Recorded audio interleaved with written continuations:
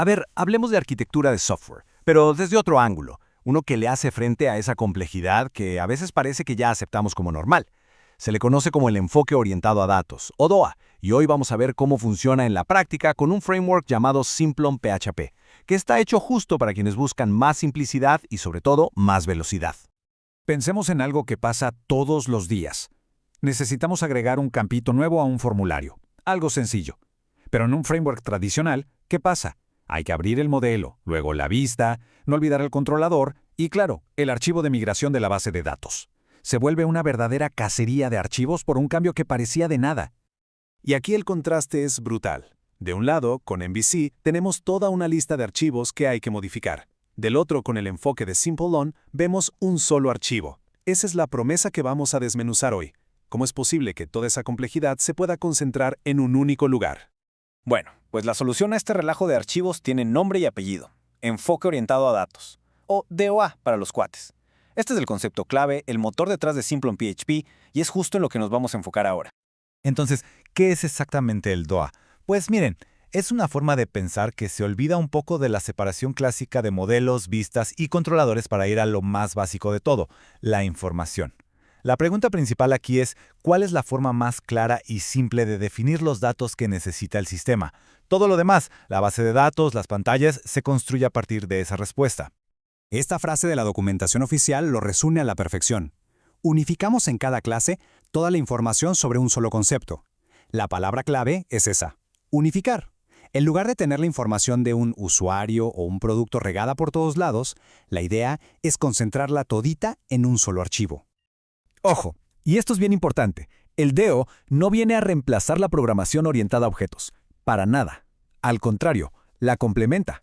Lo que hace es, digamos, darles superpoderes a los objetos de siempre, agregándoles metadatos.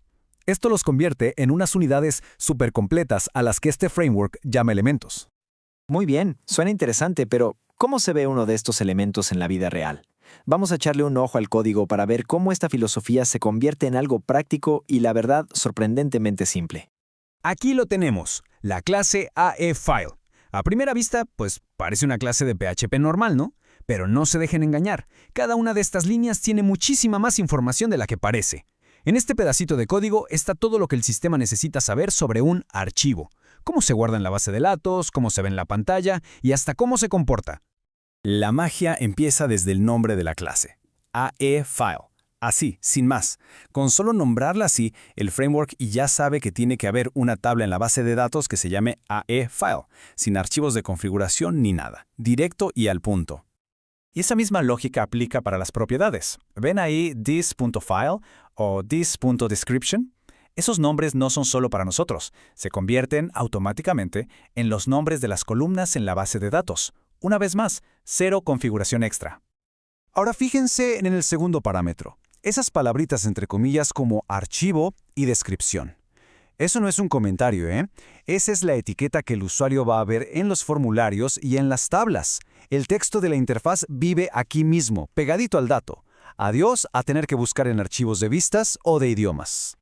Y aquí viene la parte más potente, diría yo.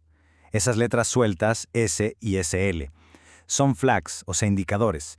Una S mayúscula le dice al framework, oye, este campo ponlo en el formulario de búsqueda. Una L mayúscula le dice, y esta columna muéstrala en las listas. Con un solo carácter estamos controlando el comportamiento de la aplicación en un montón de lugares distintos. Ok, ya vimos el cómo. Ahora vamos a lo bueno, el por qué. ¿Qué se gana trabajando de esta manera? Pues la respuesta corta es rapidez y una capacidad de reusar el código que es increíble. Los beneficios son muy claros. El desarrollo y sobre todo el mantenimiento se vuelven muchísimo más rápidos. Pero no solo es la velocidad. Los elementos se pueden reusar fácilmente en otros sistemas. Además, cambiar la base de datos o la interfaz se vuelve casi trivial. Y lo mejor de todo es que se mantienen todas las ventajas de la programación orientada a objetos. Y si ya la conoces, la curva de aprendizaje es mínima. Después de todo esto, volvamos a la pregunta del inicio. Para la mayoría de los cambios, como agregar o quitar un campo, ¿cuántos archivos hay que editar? La respuesta es 1.